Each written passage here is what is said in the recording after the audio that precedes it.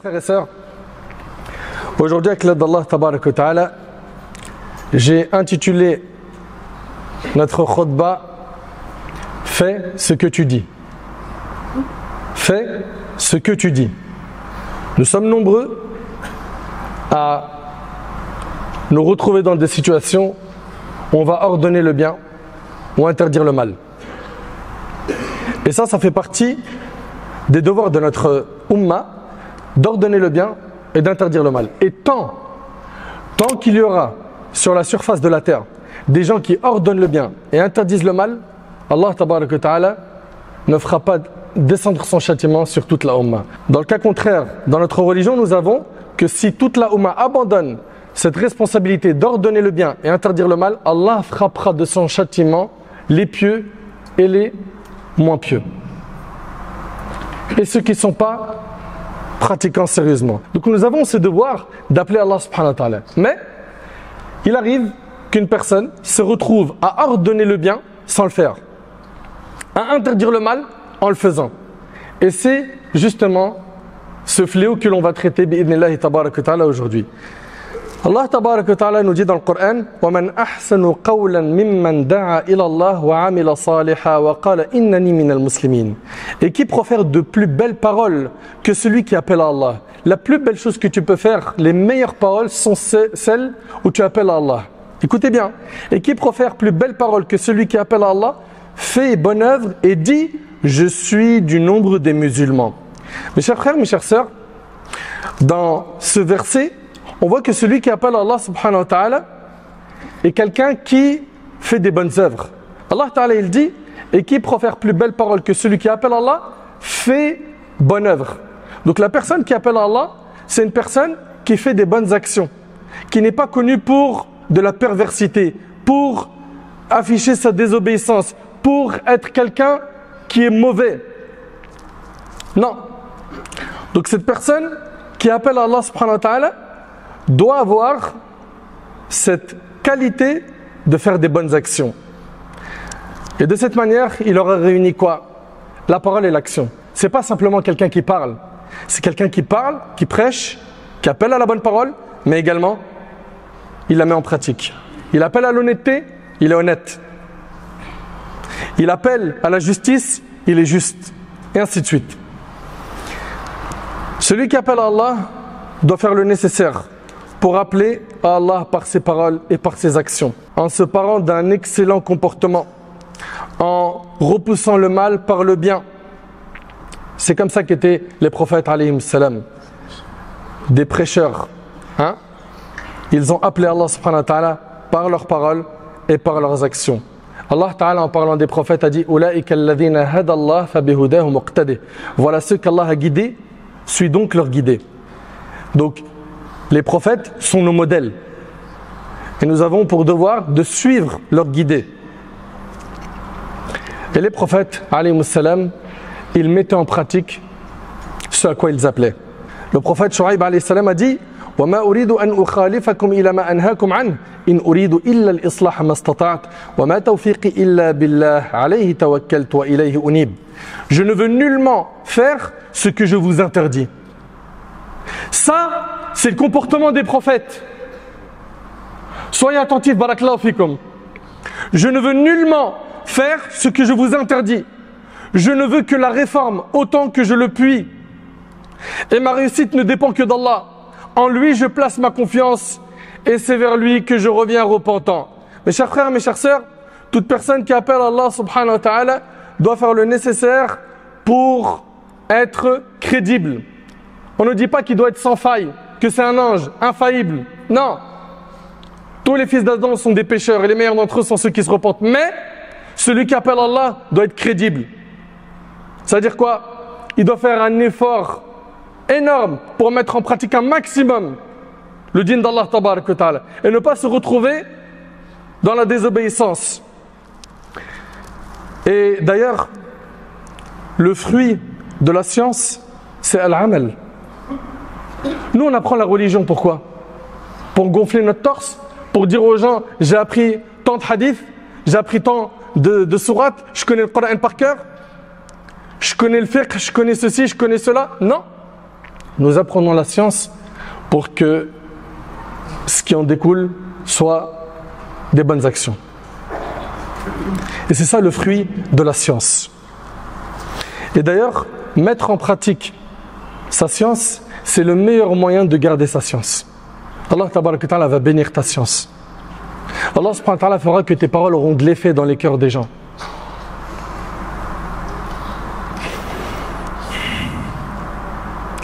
Mettre en pratique le din d'Allah, c'est le meilleur moyen de trouver le soutien d'Allah.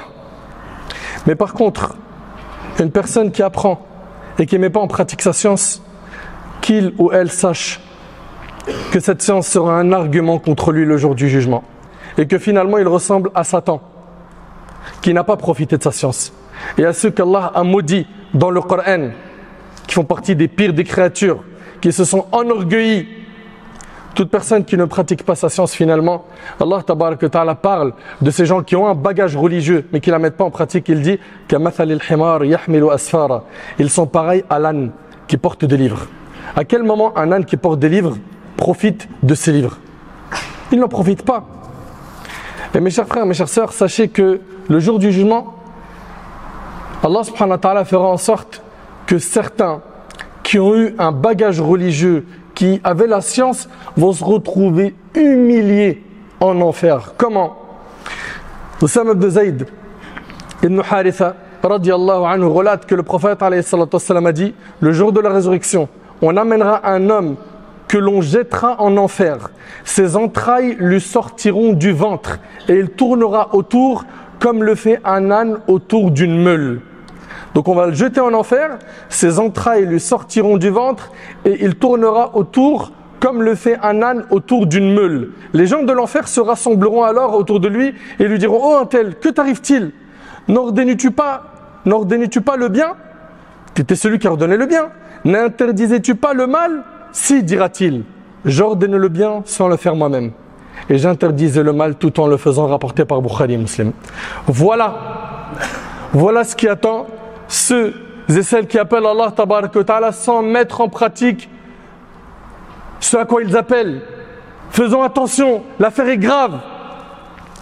Allah tabaraka wa ta'ala a blâmé des égarés dans le Coran en disant: Ata'muruna an-nasa bil birr wa tansawna anfusakum wa antum tatluna al-kitab afala ta'qilun. Commanderez-vous aux gens de faire le bien et vous oubliez vous-même de le faire alors que vous récitez le livre? Êtes-vous donc dépourvus de raison? Allah il a considéré que ces gens-là sont dépourvus de raison. Pourquoi? Parce qu'ils ont un bagage religieux, ils appellent Allah, mais ils font l'inverse de ce à quoi ils appellent. C'est terrible. Est-ce que vous réalisez qu'à la fin, ces personnes-là qui ont sacrifié des années dans la science, à s'asseoir auprès des savants, à étudier des livres, à les mémoriser, à délaisser le confort, à abandonner leur famille pour aller vivre à l'étranger et étudier auprès des gens de science, à la fin ils se retrouvent humiliés en enfer? Par Allah, c'est terrible. Et Allah tabaraka wa ta'ala a dit: Ya ayyuhalladhina amanu lima taquluna ma la taf'alun kabura maqtan 'inda Allahi an taqulu ma la taf'alun. Ô vous qui avez cru, pourquoi dites-vous ce que vous ne faites pas? C'est une grande abomination auprès d'Allah que de dire ce que vous ne faites pas. Et Allah tabaraka wa ta'ala, en parlant du prophète Shu'aib alayhi salam, il nous relate qu'il a dit: وَمَا أُرِيدُ أَنْ أُخَالِفَكُمْ إِلَى مَا نَهَاكُمْ عَنْهُ. Je ne veux nullement faire ce que je vous interdis. Mes chers frères, mes chères sœurs, sachez que les gens qui écoutent ceux qui appellent à Allah ne profitent des paroles des prêcheurs que lorsqu'ils les voient en accord avec quoi? Avec ce qu'ils disent dans leur mise en pratique.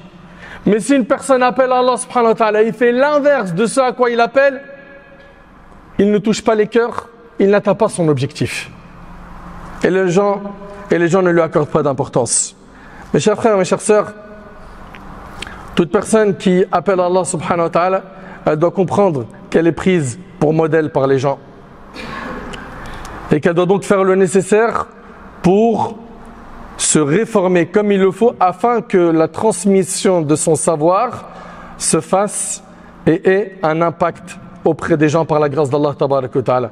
Les gens, quand ils vont voir ce shir, ce prêcheur, cette sœur qui appelle Allah crédible dans sa da'wa, dans la transmission du message d'Allah, ils auront beaucoup plus de facilité à accepter le rappel qu'en voyant quelqu'un qui fait l'inverse de ce à quoi il appelle. Notre Seigneur Azza wa Jal, il nous a demandé de suivre le meilleur des modèles. Lorsque l'on médite dans le Coran, on voit qu'Allah Tabaraka wa Ta'ala nous a demandé de suivre le meilleur des hommes, qui est le modèle pour l'humanité, qui a mis en pratique tout ce qu'il a dit. Comme Aïcha radhiyallahu anha, elle a dit, son comportement était celui du Coran. Allah Ta'ala il dit, لَقَدْ كَانَ لَكُمْ فِي رَسُولِ اللَّهِ أُسْوَةٌ حَسَنَةٌ. En effet, vous avez dans le messager d'Allah un excellent modèle à suivre. Allah Ta'ala il dit, قُلْ إِن كُنْتُمْ تُحِبُّونَ اللَّهَ فَاتَّبِعُونِ يُحْبِبْكُمُ اللَّهُ وَيَغْفِرْ لَكُمْ ذُنُوبَكُمْ Wallahu ghafurur rahim. Dis si vous aimez vraiment Allah, suivez-moi. Allah vous aimera alors et vous pardonnera vos péchés. Allah est pardonneur et miséricordieux. Allah Ta'ala il dit وَمَا أَتَاكُمُ الرَّسُولُ فَخُذُوهُ وَمَا نَهَاكُمْ عَنْهُ فَانْتَهُوا وَاتَّقُوا اللَّهَ إِنَّ اللَّهَ شَدِيدُ الْعِقَابِ. Prenez ce que le messager vous donne et ce qu'il vous interdit, abstenez-vous-en et craignez Allah car Allah est dur en châtiment. Allah Ta'ala il dit فَلْيَحْذَرِ الَّذِينَ يُخَالِفُونَ عَنْ أَمْرِهِ أَن تُصِيبَهُمْ فِتْنَةٌ أَوْ يُصِيبَهُمْ عَذَابٌ أَلِيمٌ. Que ceux donc qui s'opposent à son commandement, au commandement du prophète alayhi salam, prennent garde qu'une épreuve ne les atteigne ou que ne les atteigne un châtiment douloureux. Et notre prophète alayhi salam a enseigné de manière pratique aux compagnons, en faisant la chose devant eux. Il disait alayhi salam, comme cela est rapporté par Bukhari et Muslim, celui qui accomplit ses ablutions comme je viens de le faire. Il leur montrait comment faire les ablutions, comment faire la salat, comment se comporter. Il ne laissait pas un tort sans le corriger avec sagesse, avec douceur, avec science. Celui qui accomplit ses ablutions comme je viens de le faire, puis prie 2 unités de prière sans être distrait au cours de sa salat, tous ses péchés antérieurs lui seront pardonnés. C'est rapporté par Bukhari Muslim. Et il disait alayhi salatu wassalam, priez comme vous m'avez vu prier. Il a donc été un modèle pour les compagnons radiyallahu anhum. Il disait alayhi salatu wassalam au Hajj, prenez de moi vos rites. Il disait alayhi salatu wassalam, comme c'est rapporté par Bukhari Muslim, celui qui se détourne de ma sunna ne fait pas partie des miens. Et c'est comme ça que notre bien-aimé alayhi salatu wassalam a eu un effet dans sa da'wa auprès des gens qui l'entouraient. Pourquoi? Parce qu'il a appelé Allah tabaraka wa ta'ala avec sincérité, en mettant en pratique ce à quoi il appelait alayhi salatu wassalam. Les compagnons l'ont vu pratiquer le din comme Allah lui avait demandé dans ses adorations, dans son comportement, dans sa da'wa, dans chaque fait et geste, dans chaque petite chose et grande chose. Et c'est comme ça qu'il a été alayhi salatu wassalam. Et les compagnons à leur tour ont mis en pratique le din d'Allah subhanahu wa ta'ala et l'ont propagé. C'est comme ça que la religion s'est propagée par le biais de gens qui étaient des alliés d'Allah, des gens qui étaient sincères, des gens qui ont fait le nécessaire pour sacrifier afin que le din nous parvienne. Mes chers frères, mes chères sœurs, toute personne qui appelle Allah subhanahu wa ta'ala doit faire le nécessaire pour comprendre qu'elle a une responsabilité qui est énorme et que son erreur à elle n'est pas comme l'erreur de quelqu'un d'autre. Les savants disent que le péché qui a été fait par quelqu'un qui est pris pour modèle est amplifié. Il est plus grave auprès d'Allah subhanahu wa ta'ala. Je ne suis pas en train de dire que ceux qui appellent Allah doivent être des anges. Impossible, ils ne le seront jamais, mais ils doivent être crédibles. Ils doivent être crédibles dans la transmission du message en s'accrochant fermement à la sunna de notre bien-aimé alayhi salatu wassalam. Pour finir, retenez ces points-là. Celui qui veut mettre en pratique ce à quoi il appelle, il faut qu'il consacre sa vie à adorer Allah subhanahu wa ta'ala et à garder en tête que ce qu'il recherche par-dessus tout, c'est ridallah, la satisfaction d'Allah. Et pour cela, il va faire en sorte que ses actions concordent avec ce qu'il dit. Deuxièmement, toi qui as appris la science, si tu veux la garder, fais le nécessaire pour mettre en pratique le din afin qu'il te bénisse ce savoir et qu'il te le garde. Troisièmement, c'est le fait de chercher à ressembler à ceux à qui Allah a fait leurs éloges, les prophètes, les messagers, les pieux, nos pieux prédécesseurs. Fais le nécessaire pour lire leur biographie, te rapprocher d'eux à travers la lecture afin que tu t'imprègnes de leur comportement. Également, le fait que tu te battes pour maîtriser ton ego et mettre en pratique ce à quoi tu appelles. De cette manière, tu feras partie des guides de la Ummah, des pieux qui auront la récompense d'avoir appelé au bien et la récompense de tous ceux qui les auront suivis. Également, c'est en pratiquant le din d'Allah tabarak wa ta'ala qu'on est préservé des fitan, des épreuves de la vie. Et qu'est-ce qu'elles sont nombreuses. Mes chers frères, mes chères sœurs, ce sujet-là, il me tient beaucoup à cœur. Et j'aimerais qu'il trouve écho dans vos cœurs également. Nous sommes nombreux à nous retrouver dans des situations où on appelle Allah subhanahu wa ta'ala. Bien évidemment, certains le font à des degrés différents. Il y en a, ils le font auprès de leur famille. D'autres, c'est dans leur travail. D'autres, c'est avec leurs amis. D'autres, c'est à la mosquée, comme c'est mon cas. D'autres, c'est sur Internet, etc., etc. Chacun d'entre nous doit mettre en pratique ce qu'il prononce et se battre pour cela.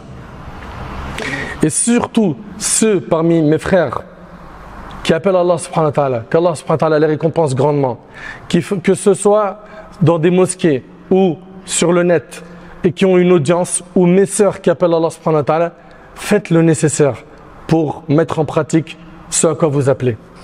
Soyez crédibles, craignez Allah. Craignez Allah, vous aurez, comme moi, des comptes à rendre le jour du jugement. Et notre erreur à nous n'est pas la même que celle des gens du commun. Notre erreur, elle est beaucoup plus grave auprès d'Allah subhanahu wa ta'ala. Notre responsabilité est beaucoup plus grande. D'où l'importance de faire le nécessaire, de toujours surveiller nos actions. Surveiller nos actions. Et pour ceux et celles qui appellent Allah subhanahu wa ta'ala, demandez à Allah l'aide et la force de pouvoir tenir sur ce chemin, car ce n'est pas un chemin facile.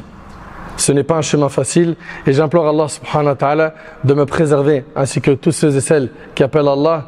J'implore Allah tabarak wa ta'ala de nous préserver de tous les troubles des fitan. Et pour finir, concernant mes frères et sœurs qui appellent Allah, sachez que vous pouvez donner du grain à moudre à des opportunistes qui veulent abattre notre communauté par le fait que vous fassiez autre chose que ce à quoi vous appelez. Vous appelez au bien et vous volez des gens, au hajj, ou la umrah, ou vous abusez de certaines femmes, etc. Et j'en passe. Wallahi, que vous ne réalisez pas à quel point vous affaiblissez, vous mettez à genoux la Ummah par ces péchés, par cette désobéissance. Enfin, j'implore Allah subhanahu wa ta'ala de nous préserver. J'implore Allah subhanahu wa ta'ala d'améliorer la situation de la Ummah. J'implore Allah subhanahu wa ta'ala de nous accorder la guidée, la piété, la sincérité, la véracité dans les paroles et les actions. Qu'Allah subhanahu wa ta'ala nous accorde la clairvoyance.